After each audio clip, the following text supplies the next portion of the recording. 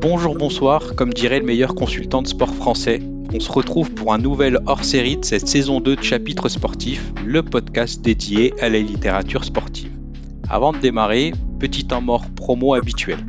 Pour nous permettre de continuer à vous proposer des échanges avec des autrices et auteurs qui viendront vous faire découvrir les arcanes de leur aventure littéraire, ou recevoir des personnes de l'écosystème du sport pour découvrir leur parcours et leur rapport à la lecture, merci de suivre Chapitre Sportif sur votre plateforme d'écoute préférée, de nous mettre les 5 étoiles qui vont bien et laisser un petit commentaire qui donnera envie au plus grand nombre de nous écouter et de s'abonner à notre podcast.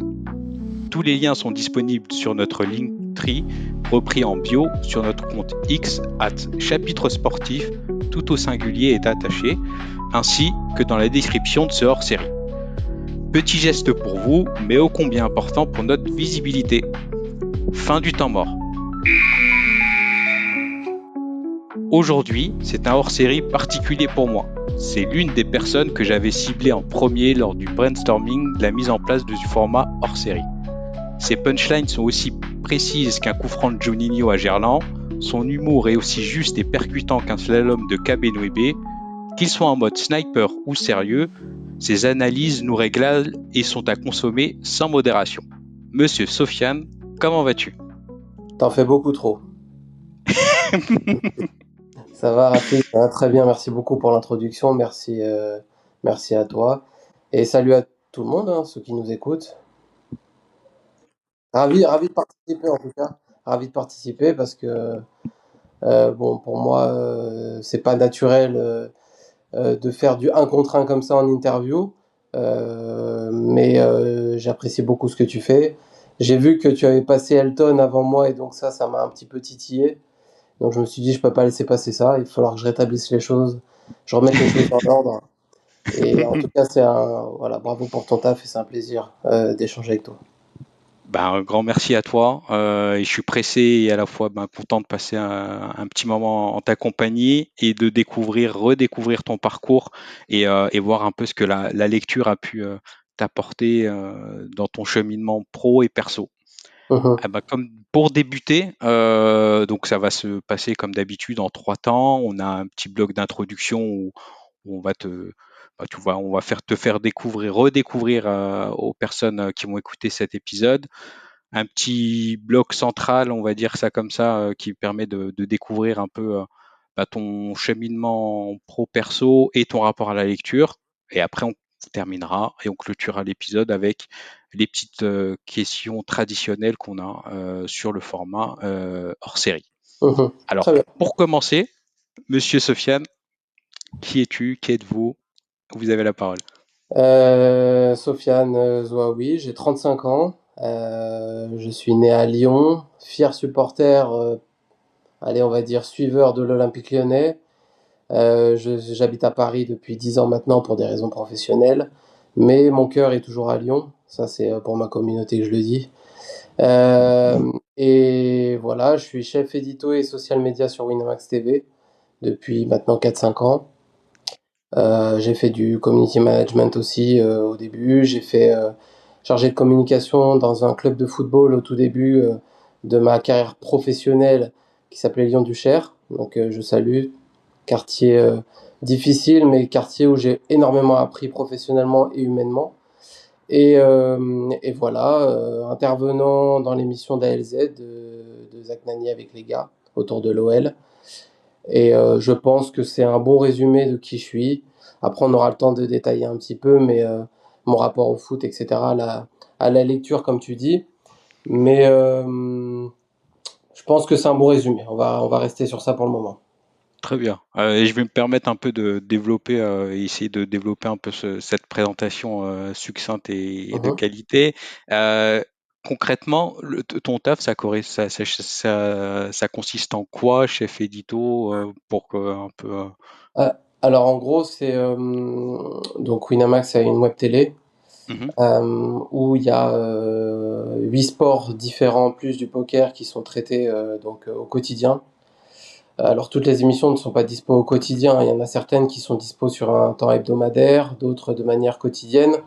Mais en gros, sur toute une semaine, ça fait un calendrier, un planning bien rempli d'émissions au quotidien. Et donc moi, j'organise avec tous les consultants les angles à mettre en avant dans chaque émission. L'écriture aussi, je pense qu'on en parlera aussi pas mal. L'écriture au niveau des angles d'émission, mais aussi au niveau humoristique. L'organisation des plannings, qui sera dans quelle émission, pour quel sujet, etc. Donc voilà, c'est ça, chef édito et social media. Et donc toute la partie social media, c'est comment on met en valeur ce qu'on fait dans les émissions sur les réseaux sociaux. Donc quelle capsule mettre, comment, à quel moment, quel ton, etc. à respecter. Donc ça fait beaucoup de travail. Mais professionnellement, tu vois, après, on va dire, ça fait depuis 2013 que j'ai commencé à travailler de manière générale. Je pense que j'ai trouvé ce qui m'allait le mieux par rapport à ce que j'aime et par rapport à ma façon d'aborder le sport. Donc c'est ça, chef édito et social media. Ok, très bien, c'est clair. Et toi, au niveau de ton rapport à la lecture, est-ce que Sofiane, plus jeune, il était avec des bouquins entre les mains ou c'est arrivé peut-être plus tard ou ça s'est perdu en cours de route? Mais il faut que les gens sachent, faut qu'on leur dise tout. C'est-à-dire que quand toi tu m'as contacté sur ce sujet-là, je me suis dit, écoute, est-ce que je suis pertinent ou pas? Parce que pour te dire la vérité, la lecture chez moi c'est très très irrégulier. Euh, En fait, je me considère plus être quelqu'un d'écriture que de lecture, même si les deux sont forcément liés parce que j'ai toujours été inspiré par ce que je lisais dans mes écrits. Mais c'est vrai que ma patience, elle est beaucoup plus mise à mal quand il faut lire que quand il faut écrire. Quand il faut écrire, là, j'adore le process de réfléchir à ce que je dois écrire, comment mettre en avant une vanne ou comment mettre en avant un concept d'émission. Ça, j'adore le faire. Mais c'est vrai que la lecture, tu vois, c'est pour ça que je t'ai dit, moi, je veux bien qu'on échange, mais est-ce que je suis assez pertinent pour le faire sur ce sujet? Après, c'est vrai qu'en réfléchissant, et en pensant à tout ce que j'ai fait depuis que je suis petit sur le niveau lecture, finalement, je pense pas être aussi largué que ça sur le Mhm. sujet. C'est-à-dire que j'ai des irrégularités, mais je pense que j'ai été marqué par des livres et forcément, et en me replongeant sur ce que j'avais lu à partir même du CP, tu vois, j'ai trouvé, en fait, tu m'as aidé quelque part à réfléchir à pourquoi sur certains écrits, j'ai cet angle-là, j'ai cette patte-là aussi. Et en effet, même si c'était encore une fois très irrégulier, tu vois, j'ai repensé notamment en CP, on avait un exercice journalistique que j'aimais beaucoup avec ma maîtresse de l'époque, qui consistait à lire un quotidien le week-end. Tu vois, elle nous filait le 20 minutes, je crois, un truc gratuit. Et puis elle Mhm. nous disait, le lundi, vous venez, vous faites le résumé à l'écrit et vous passez à l'estrade pour en parler. Donc tu vois, le lien, moi tout de suite, ça j'ai kiffé. Et donc D'accord. le lien entre lecture et écriture, tu vois, il s'est fait dès ce moment-là. Après, moi j'ai eu une période très compliquée, je pense que c'est le cas pour pas mal d'étudiants d'ailleurs, c'est le collège, tu sais, où il fallait lire. C'était limite imposé. J'avais toujours la sensation d'être en retard sur mes lectures. Donc Mhm. c'était un moment un peu compliqué pour moi à ce niveau-là, tu vois, le rapport à la lecture. Mais ça m'a rappelé, par exemple, tu vois, que j'avais été touché par la métamorphose de Kafka à l'époque. Euh, Tu vois, ce livre qui m'est resté en tête, alors qu'en réalité, j'aurais pu très bien l'oublier. Mais et puis après au lycée, là par contre, tu vois, sur le cheminement, on rentre dans une période où c'est beaucoup plus régulier. Je tombe sur un professeur qui s'appelle Monsieur Eskenazi à Lyon 3, qui s'occupe de la sociologie du langage et qui nous fait lire des œuvres, des livres, enfin des passages de livres, mais aussi qui nous fait étudier des œuvres de cinéma et même qui comprenait, tu vois que moi j'étais plus sport et donc il me faisait Mhm. étudier des conférences de presse par exemple de n'importe quel Ah, sport d'accord. d'ailleurs.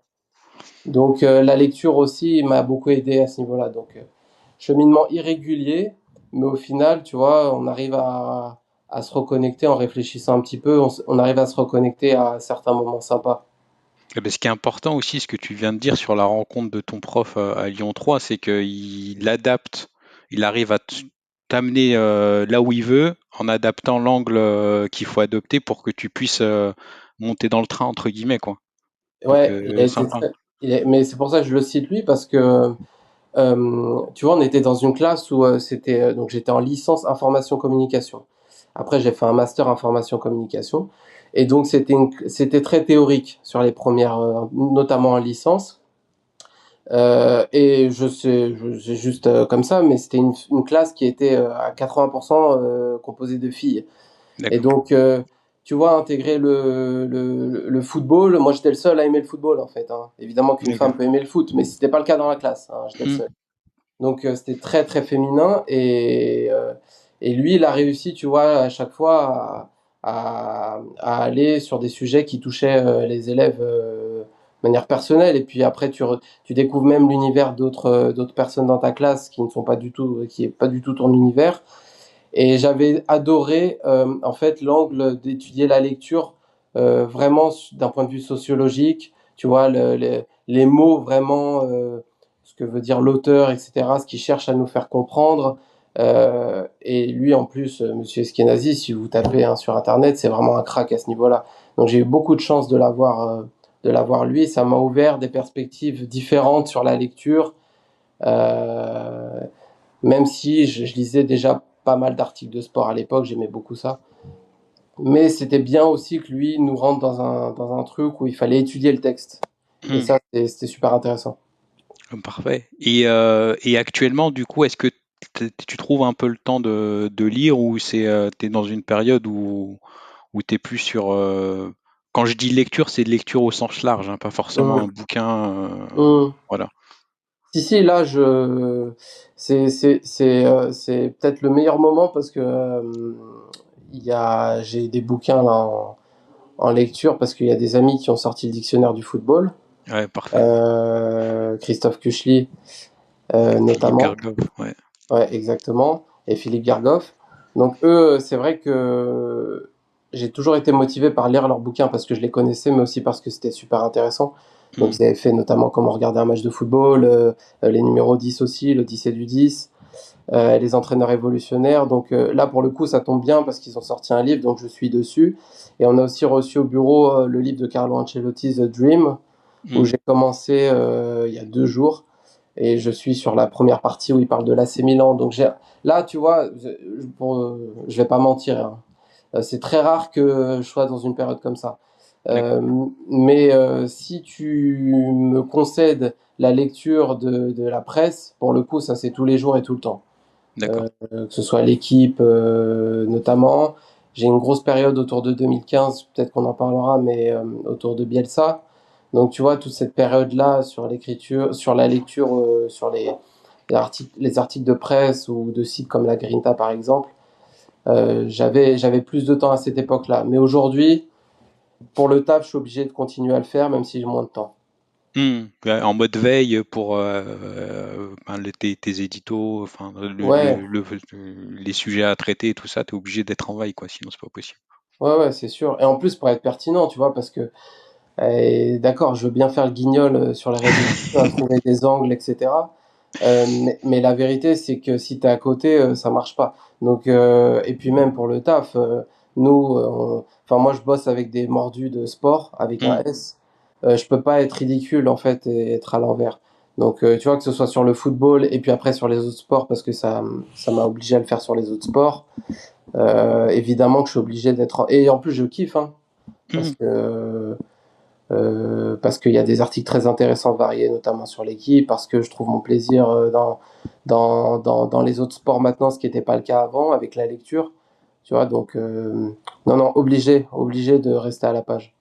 Et justement, est-ce que tes collègues t'ont donné quelques petits recos, que ça soit en bouquin ou en média, pour enrichir ta revue de presse hebdo, enfin journalière, pardon.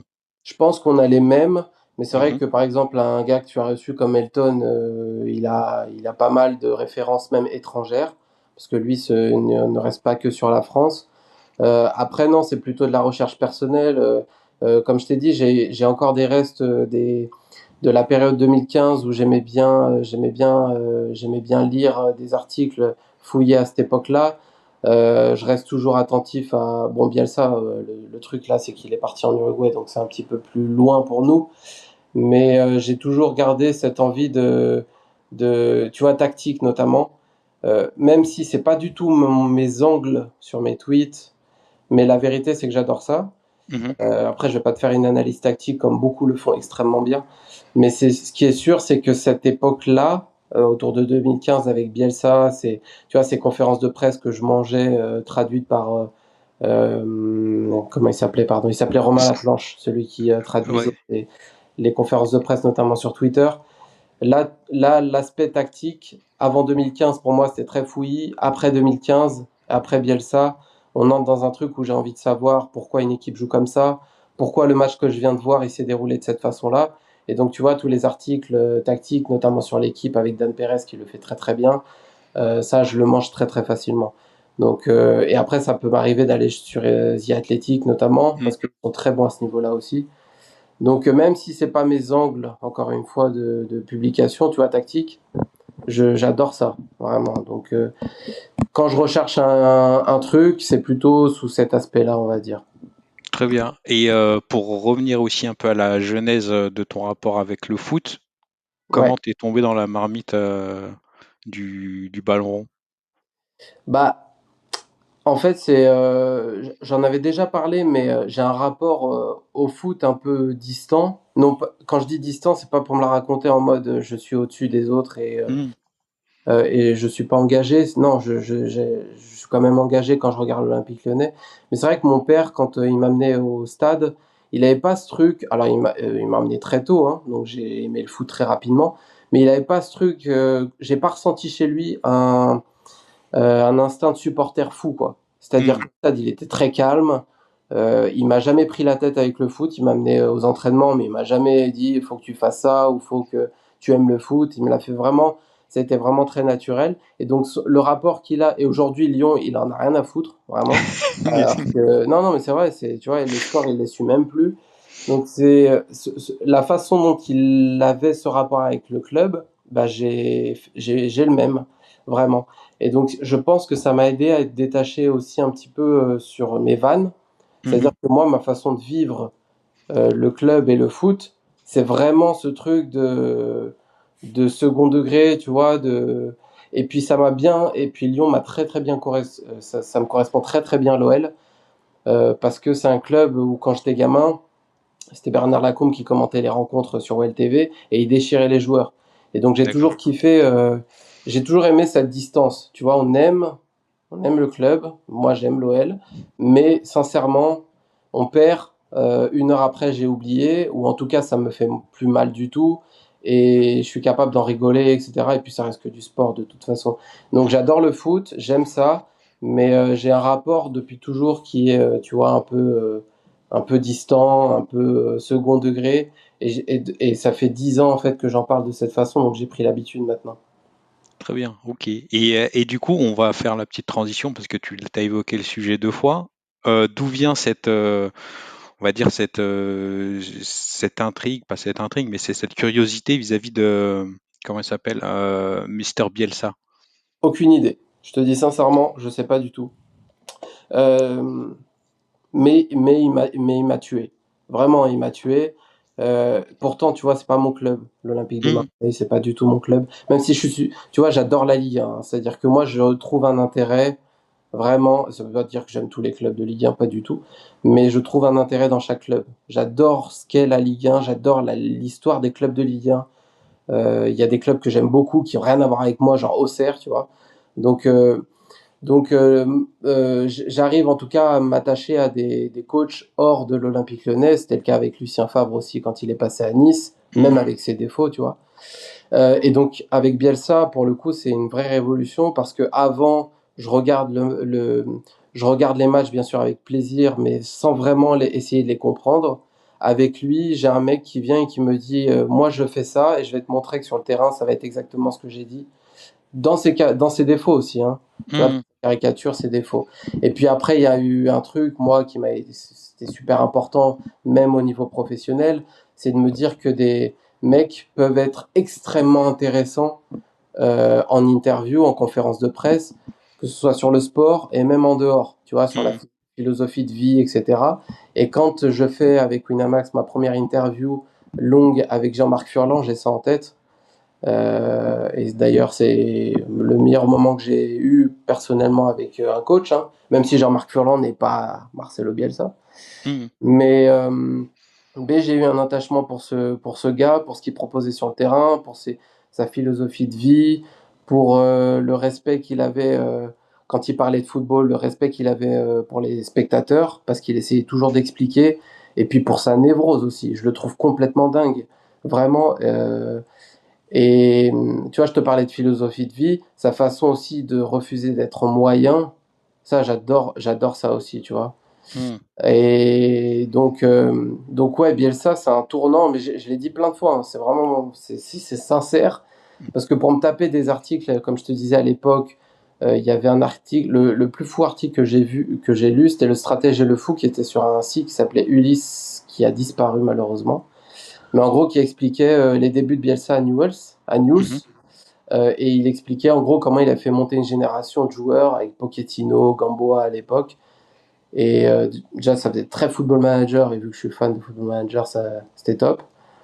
Et vraiment, ça m'a rentré dans un truc tactique, même avec l'Athletic Club. Regardez ce qu'ils faisaient avec Bilbao, quand quand ils partent très loin, je crois, en Ligue Europa, qui jouent un match incroyable avec le Barça de Guardiola aussi.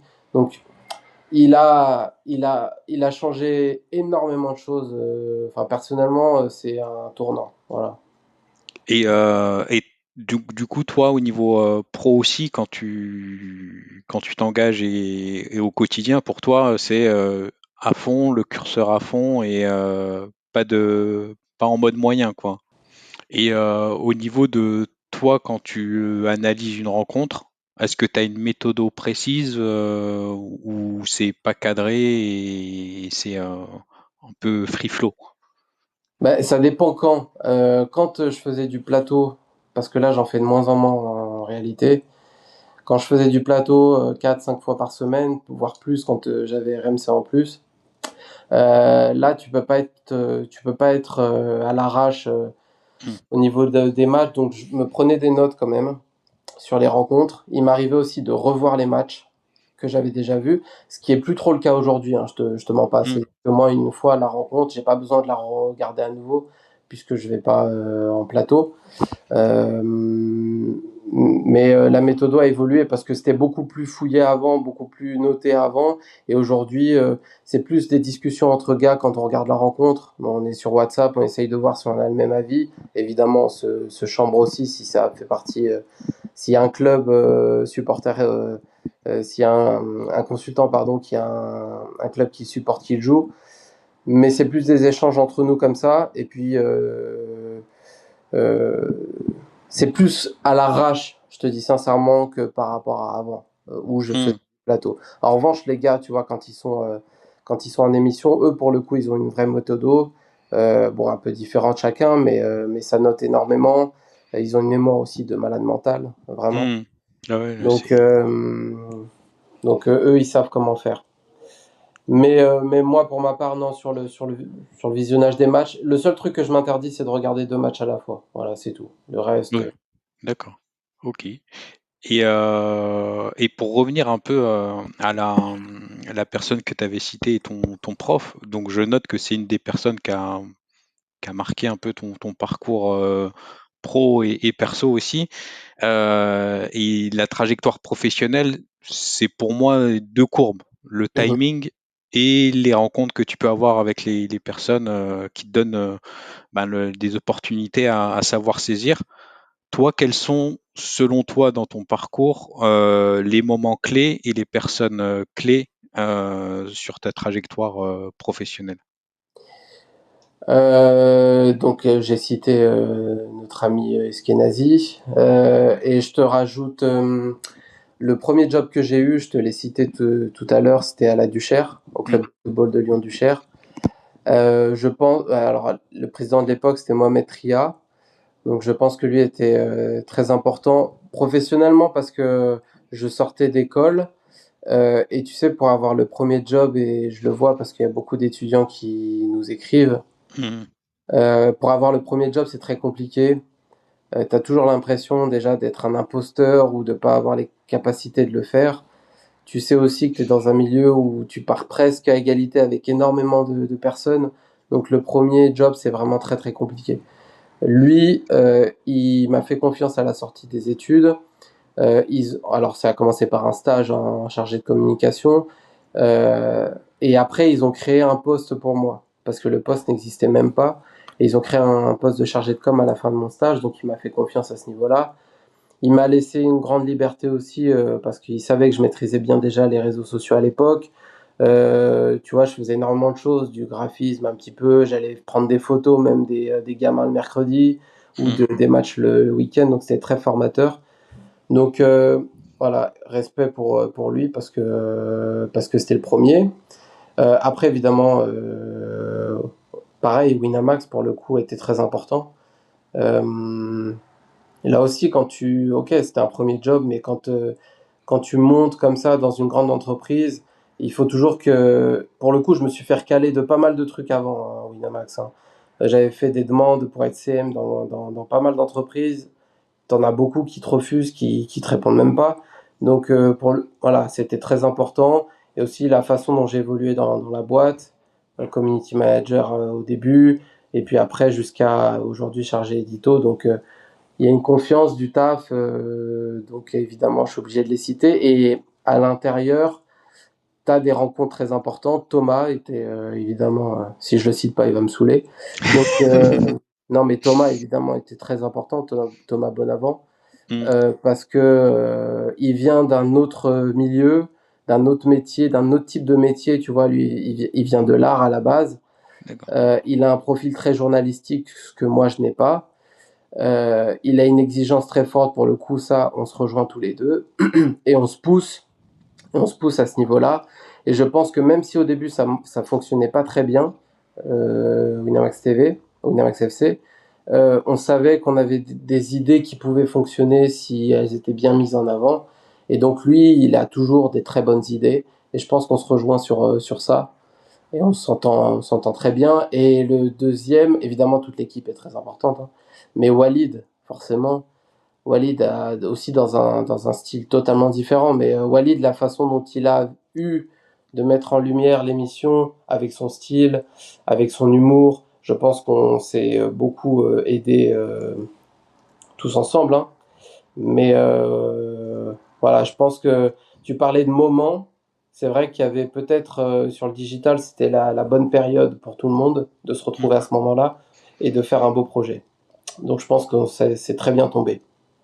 Parfait. Et dans l'équipe, il y a quand même aussi des profils qui se complètent, qui sont pas forcément du sérail aussi, en termes de journalistes purs. Toi aussi, hein, t'as pas une carte de journaliste et Non. t'as pas fait des études de journalisme. Comment justement on arrive à faire sa place dans un environnement qui est assez, enfin, je pense, vu de l'extérieur, hein, assez corporatiste Mhm. pour s'installer et monter les échelons pour parvenir là où t'es. Bon, déjà que ce soit corporatif, je pense que c'est normal. Tu as des mecs qui font ce métier-là depuis 20, 25, 30 ans. C'est pas Sofiane Zouaoui, arrivé depuis 5, 6 ans, qui va arriver, qui va leur dire c'est comme ça que ça fonctionne. Et vous êtes à la rue. Donc chacun son domaine, chacun son secteur. Moi, j'ai jamais réfléchi en opposition, sincèrement. Nous, on fait notre truc de notre côté.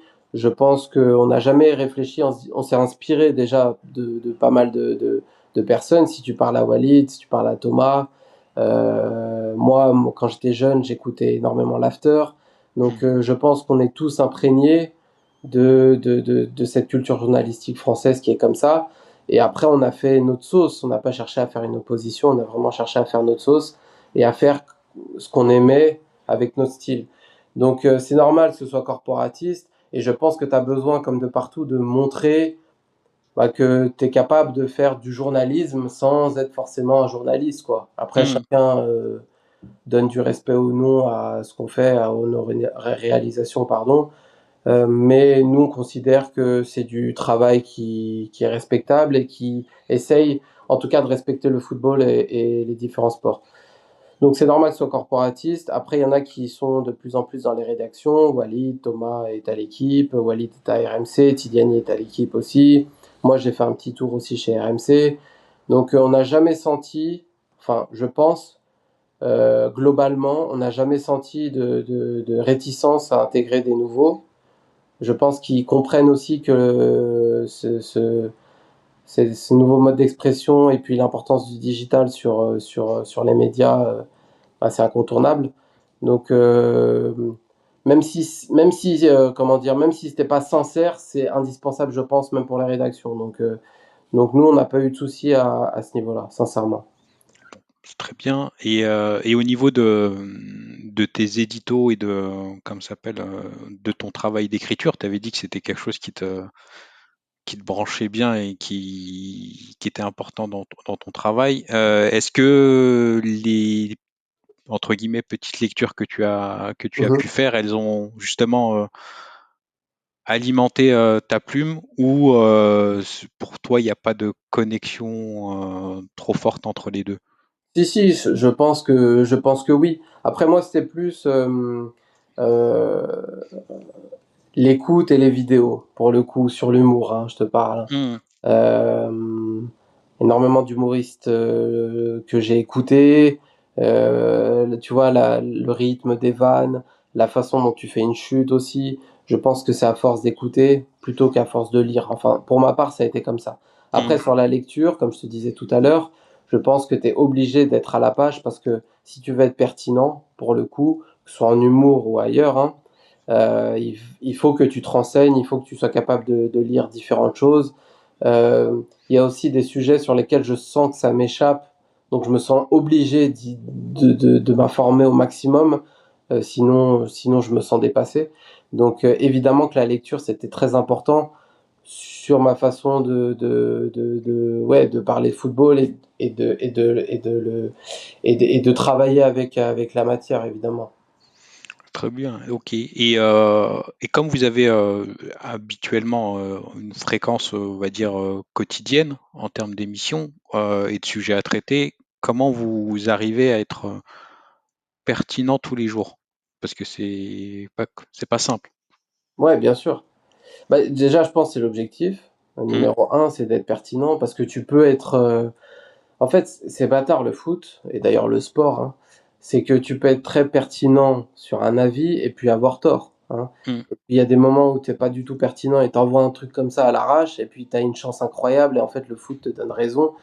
Donc moi, c'est pas la fin qui m'intéresse, même si on est capable de se charrier sur la fin d'une saison et de tout ce qu'on a dit au tout début. Ça, on n'a pas de problème à dire qu'on s'est trompé, etc. Mais ce qui est le plus intéressant quand même, c'est d'être pertinent le jour J. Et enfin, le jour où tu fais ton analyse, quoi.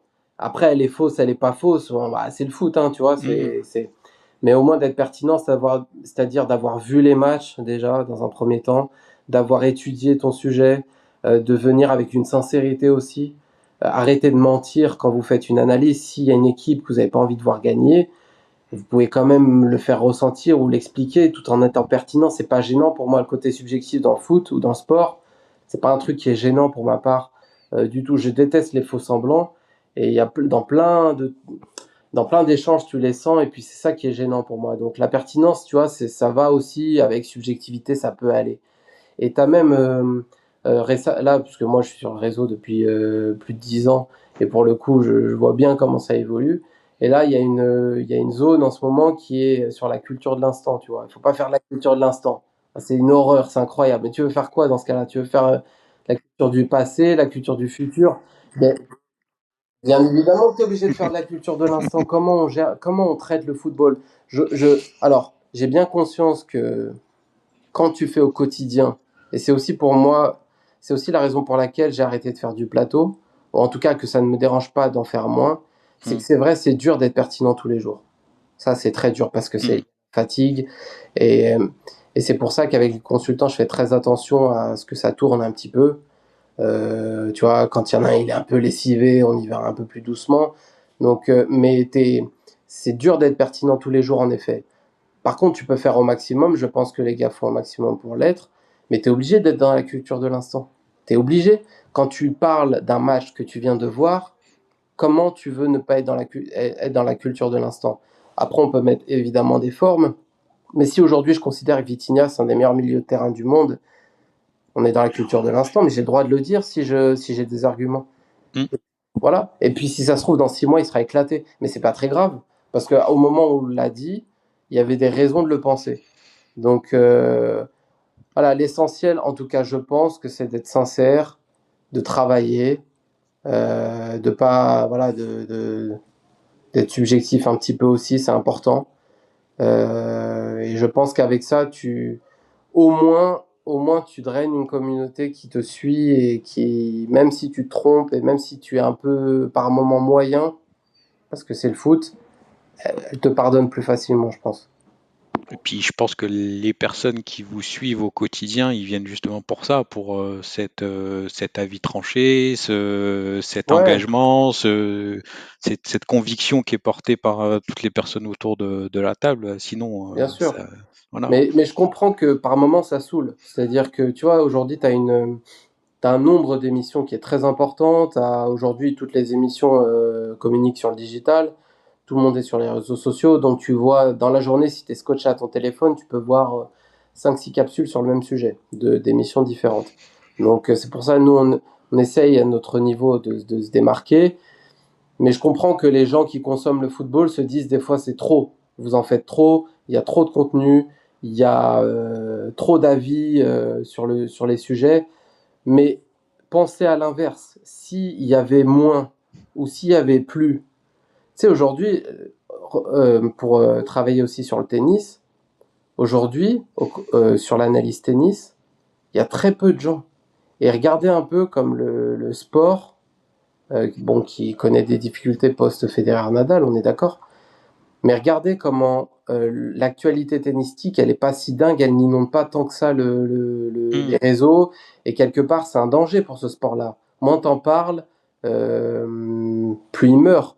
Donc c'est vrai que le trop, ça peut être abusé. Mais c'est important quand même de garder ce truc-là et de pas non plus penser que faut toujours prendre, avoir une prise de hauteur et attendre 6 mois avant de faire un avis pour être sûr de machin et tout. Non, Hmm. faut garder un équilibre. Ah, bah, très bien. Et justement, en termes de d'autres, on va dire d'autres émissions qui est un peu plus au niveau temporel, moins, qui a une fréquence moins grande, c'est le contenu que tu as mis en place avec tes autres collègues de la communauté lyonnaise, ALZ. Ouais. Est-ce que tu peux nous décrire un peu les arcanes de ce projet et comment vous l'avez mis sur pied? Parce que pour moi, étant supporter d'un autre olympique, c'est c'est juste, enfin, c'est ouf ce que vous avez réussi à faire parce que même si t'es pas supporter de Lyon, Ouais. eh ben, tu vas te brancher, tu vas écouter. C'est pour ça que je te disais tout à l'heure que évidemment qu'on a tous nos préférences, Mm, mais le plus important, c'est pas ça. Le plus important, c'est comment tu mets en valeur un club. mm, Je pourrais très bien trouver mon plaisir à écouter un podcast de supporters de Brest ou d'Auxerre. D'ailleurs, Brest, c'est a une très bonne communauté. De Brest ou d'Auxerre, si c'est fait avec sincérité, avec un peu d'humour, avec un peu d'expertise, tu vois. mm. Donc c'est pour ça que l'histoire des clubs, évidemment, c'est bien qu'on ait chacun notre zone et qu'on se tape un petit peu par moment, c'est cool, ça fait vivre le foot. Mais c'est bien aussi de se rendre compte que c'est qu'un jeu et qu'on peut trouver notre intérêt dans tous les clubs. Et moi, je prends du plaisir à regarder en tout cas tous les clubs de Ligue 1. Et là, bon, sur ALZ, personnellement, j'ai toujours rêvé de parler de l'OL avec des supporters de l'OL. Ça fait très communautaire, mais je pense que c'est important par moment de l'être. Euh, et à l'époque, on avait un site qui s'appelait Le Libéro Lyon, qui était créé par Pierre Prugnot. Et lui, tu vois, dans mon parcours, je te l'ai pas cité, mais très très important aussi. Lui, il avait créé un site donc spécialisé OL, et, et il avait un projet de faire donc des articles à la base J'ai écrit pas mal sur ce site à un moment. Je me suis entraîné pas mal sur ce site, sur des articles humoristiques sur le Libéro Lyon. Et l'idée, c'est qu'on a commencé à faire au début, on a fait un podcast audio pour raconter l'histoire de l'OL sur certains grands matchs. Et l'idée, c'était quand même un jour d'être en studio et de pouvoir faire une émission. Donc ça, c'était vraiment dans notre esprit à l'époque, hein. Après, moi, je suis parti à Paris, lui aussi. Donc on a, voilà, chacun. Malheureusement, le projet n'a pas pu aboutir, mais j'avais toujours ça en tête. Et ensuite, on s'est retrouvé avec la communauté autour de Zach. Donc il y a Hugo Guimet, Yanis, bien évidemment, Charlie. Donc ça, c'est les gars avec qui on parle depuis 10 ans, en fait. C'est mes potes. Donc c'est totalement naturel. On avait un WhatsApp ensemble. Et puis, et vu que Zach est quand même un gros créateur de contenu dans la communauté, qu'il a un studio à sa disposition, on a dit, venez, on fait un truc à la ZUB, quoi. On fait une émission où on parle de l'Olympique lyonnais. Alors la régularité, elle est pas folle parce que c'est une fois tous les mois ou une fois tous les 2 mois parce qu'on a un peu tous nos trucs à faire. Mm. Mais je pense que c'est bien et c'est pour ça que j'aime bien ce truc-là, c'est que je me sens pas obligé d'y aller tous les jours. On a le temps de s'oublier, on a le temps de se manquer et je pense que pour la communauté, c'est cool aussi. Là, pour le coup, d'avoir une prise de hauteur parce que les gens cherchent aussi Mm. un petit peu ça. Et donc, quand on se voit une fois par mois, ça nous permet de revenir sur tout le mois de foot. Donc, ça s'est fait très. Alors, ça paraît sophistiqué de fou, mais ça s'est fait d'une manière tellement banale. On a un WhatsApp entre nous. Pendant les matchs, on était en train de vanner l'équipe, etc. Venez, on fait un podcast ensemble. Et vu qu'on a des profils un peu différents, parce que la communauté lyonnaise a des défauts, mais je pense qu'elle est exceptionnelle d'un point de vue variété. Mm. Tu as des mecs qui sont capables de t'expliquer la comptabilité, comme des mecs qui sont capables de faire des guignols, comme il y a des experts tactiques. Vraiment, elle est top, cette commu. Donc ça s'est fait naturellement comme ça. Bah, très bien. Et prochain, du coup, ça va reprendre ou... Ouais, ben, je sais pas quand ça va être publié le Ouais. podcast, mais on va en faire un. Là, on est en mois de novembre, donc on va en faire un en décembre, début décembre. Ok, très bien. On va suivre ça de près encore. Et maintenant, pour les personnes un peu plus jeunes que nous et qui souhaiteraient ben, suivre un peu ton exemple et celui d'autres, on va dire, créateurs de contenu, euh, quel conseil tu donnerais à ces personnes pour qu'ils puissent vivre de leur passion? Mais déjà, c'est de savoir ce qu'ils veulent faire. C'est pas toujours très simple au début. Moi, je voulais faire commentateur sportif à un moment. Quand j'ai commencé à faire du commentaire de sport, j'ai compris que c'était pas pour moi. Hmm. Donc, en fait, il faut tester. Aujourd'hui, tu as la possibilité, ce qui n'était pas le cas, vu que moi je suis des années 90, donc je suis presque vieux, mais il n'y avait pas les réseaux sociaux type TikTok, notamment, qui étaient aussi développés. Je pense que si tu aimes la caméra ou si tu penses aimer, commence déjà par ça. Tu as la possibilité aujourd'hui avec les outils intégrés à TikTok de faire du montage, mais c'est tellement facilement, c'est tellement facile, tu n'as même plus besoin de te mettre sur ton PC pour monter. Donc si tu veux faire des projets, les cours c'est bien, c'est indispensable même, mais tout ce que tu fais à côté, c'est ça qui te différencie. Donc ceux qui aiment faire du plateau, et ben, essayez déjà de voir si tu es à l'aise en vidéo. Si tu arrives à avoir cette patte-là face à une caméra, si t'es pas stressé face à la cam, de toute façon ça se travaille. Si t'aimes écrire, ben fais un blog, écris des articles de football, écris des trucs humoristiques si tu sens que tu as envie de le faire d'un point de vue humoristique. Donc tout ce que tu peux faire à côté, il faut le faire. Et puis il faut être à mon avis au maximum, comment dire, savoir faire plusieurs choses à la fois. C'est quoi l'adjectif? J'ai oublié. Multitâche, Ouais, multitâche, c'est on va ça. dire ça comme ça. Je me souviens, moi j'adore Football Manager. Il y avait une communauté de fans de FM à l'époque et je m'étais mis dans cette communauté. Et pour nourrir le jeu, ils proposaient d'aider à faire des graphismes, c'est-à-dire Mhm. des petites photos pour les joueurs qui manquaient ou des logos de club à designer, etc. Et moi je connaissais rien du tout au graphisme. Euh, et c'est comme ça que j'ai découvert Photoshop avec eux. Et tu vois, en fait, à chaque fois, que tu as la possibilité de toucher un truc différent, un truc nouveau, ça te servira forcément après.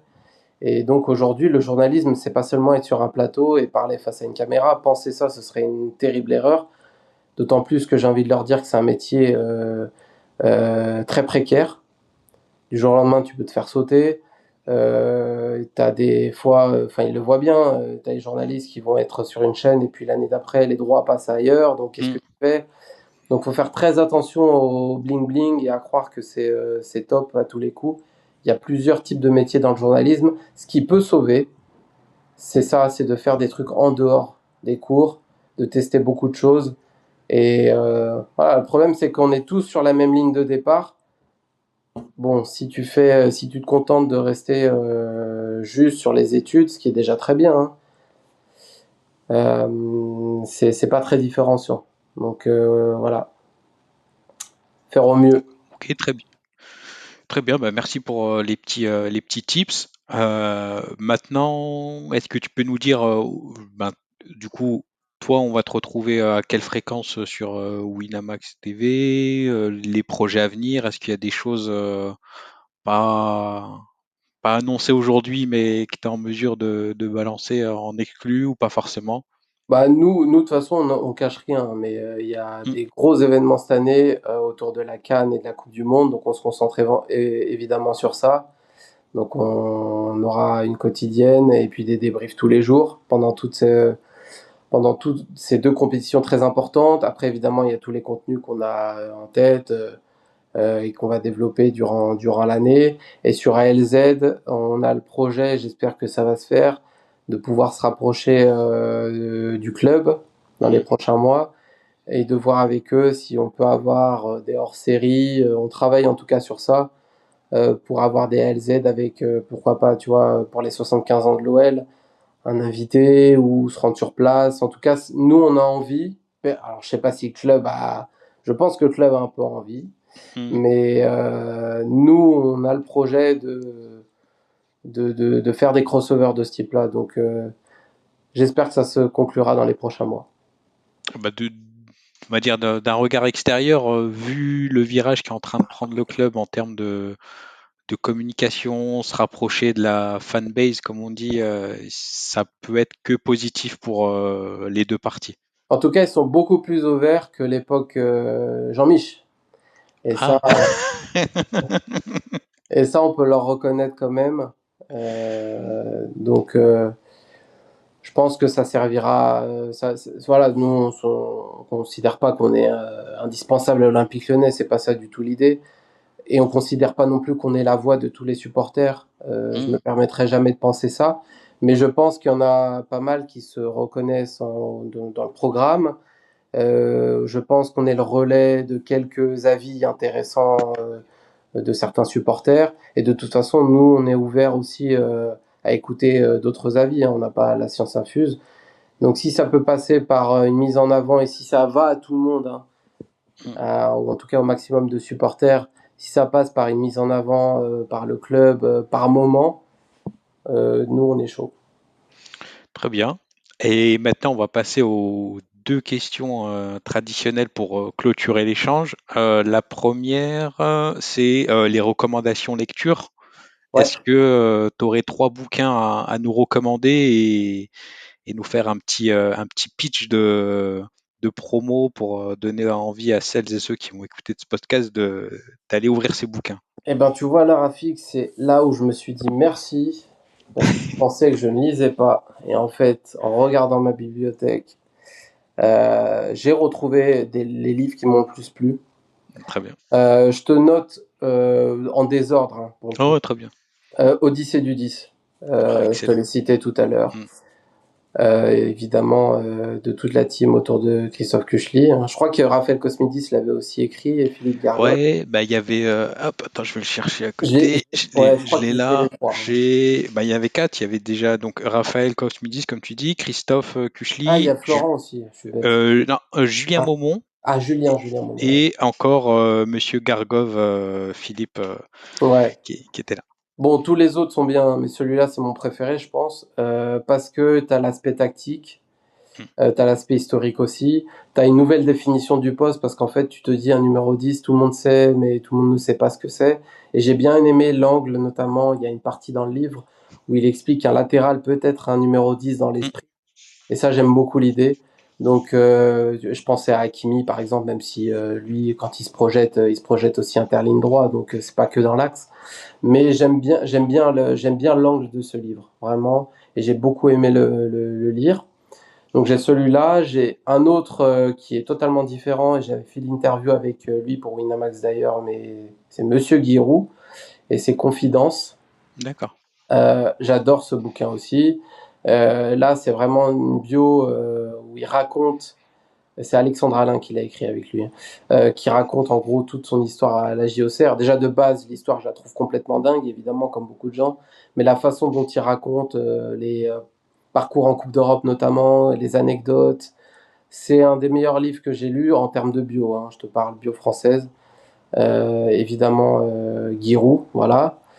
J'en avais noté un autre, c'est l'importance et les 3 points de Fabrice Boquet. Bon, même si ça se passe pas très bien avec lui à Nice là en ce moment, j'aimais bien l'angle aussi de ce livre parce que c'est très technique, très axé sur l'interne, comment une direction sportive fonctionne. Il explique plutôt, c'est la période Lorient, Mm. parce qu'il est passé par Lorient avec Ferry, Loïc Ferry. Et donc là, pour le coup, je te disais que j'aimais beaucoup Football Manager. Là, on est vraiment dans ça, sans caricature, hein. Et donc, voilà, je pense que entre bio, bouquin un peu technique et puis Odyssée du 10 tactique, je pense que ça correspond bien à tout ce que j'aime. Et après, je pourrais te citer aussi Bleu Ciel, que j'avais beaucoup aimé, la bio de David Trezeguet. Oui. Ouais, Florent Torchu. ouais, Florent Torchu, exactement. Donc voilà, en gros. Ok, très bien. Merci, merci. Et petite question dans le bouquin, Giroud, il nous parle un peu de l'épisode Dortmund, le ballon et tout Bien sûr, bien sûr, il en parle. Et il parle justement la préparation de cette rencontre-là qui est exceptionnelle, où il y a une histoire de fusil de chasse, où en gros il tire par la fenêtre avec son fusil de chasse pour effrayer les journalistes allemands qui sont venus un peu récupérer des informations auprès de la JOCR, tu vois, de composition d'équipe et tout. Exceptionnel bouquin, en plus qui te ramène à une époque tu vois, un peu à l'arrache. J'aime bien les trucs à l'arrache, tu vois, où ils n'avaient pas accès à toutes les informations. Et c'est ce que je retrouve d'ailleurs un petit peu dans le bouquin de Carlo Ancelotti en ce moment, Hmm. où il parle des débuts de l'AC Milan, d'Arrigo Sacchi et tout. Et tu as cette sensation de génie, mais je vais peut-être leur manquer de respect, mais qui savent pas forcément, qui ont pas forcément conscience de ce qu'ils sont en train de créer pour le futur, tu vois. Et ça, cette dimension-là, notamment tactique, hein, pour le coup avec Arrigo Sacchi et même Giroud, hein, en Donc vrai. Giroud, ouais, marquage Bien sûr, individuel bien sûr. aujourd'hui, voilà, hein. Et ben ça me plaît. Ça me plaît. Ok, très bien. Et la dernière question, quelle personne tu souhaiterais écouter dans un hors-série, journaliste ou chroniqueur, Mhm. et pourquoi? Alors, je t'en ai cité. Alors, j'ai repris un petit peu par rapport à toute l'interview. Romain Hmm. Laplanche, D'accord. qui, je pense, les gens connaissent pas trop, mais il a fait un taf extraordinaire autour de Bielsa et je pense pas assez reconnu. Hmm. Donc peut-être, tu vois, si tu fais un hors-série autour de Marcelo Bielsa avec lui, tu peux te régaler. J'ai noté sur la tactique et parce que j'aime l'humain, c'est Dan Perez, Mhm. qui peut être très intéressant parce que après je sais pas du tout, tu vois, si euh, s'ils iront au-delà de leur simple style, hein, mais Dan au-delà de la tactique est très intéressant sur le football. Et je t'ai noté aussi sur les sujets racisme, mais parce que je bosse avec lui, Nicolas Villas. Voilà. D'accord, ok. Donc Nico aussi peut être très très intéressant. Et Locas, tu vois, moi je parle beaucoup, mais lui je pense que c'est pas mal aussi. Ok, super. Bah, on va tenter notre chance et puis on verra si on transforme l'essai. Très En bien. tout, en tout cas, un grand merci encore une fois, Sofiane, pour le temps consacré. Merci. Euh, voilà, très bel épisode. Moi, je suis satisfait. J'espère que nos auditrices et auditeurs le seront également, mais j'en doute pas là-dessus. Donc voilà. On Merci à te toi. souhaite le meilleur pour la suite et la team Winamax à les aide aussi. Et puis, Merci. on va suivre toutes vos productions comme il se doit. Et à toi aussi, hein. Bravo pour ton travail de qualité, très très axé, très très précis. Donc je peux que t'encourager et j'invite tout le monde, bien évidemment, au-delà, parce que j'espère qu'il y en a beaucoup qui vont découvrir l'épisode et ton projet par l'intermédiaire de cette interview, d'aller regarder tout ce que tu fais, parce que c'est de la qualité, parce que tu mets du temps, donc bravo à toi.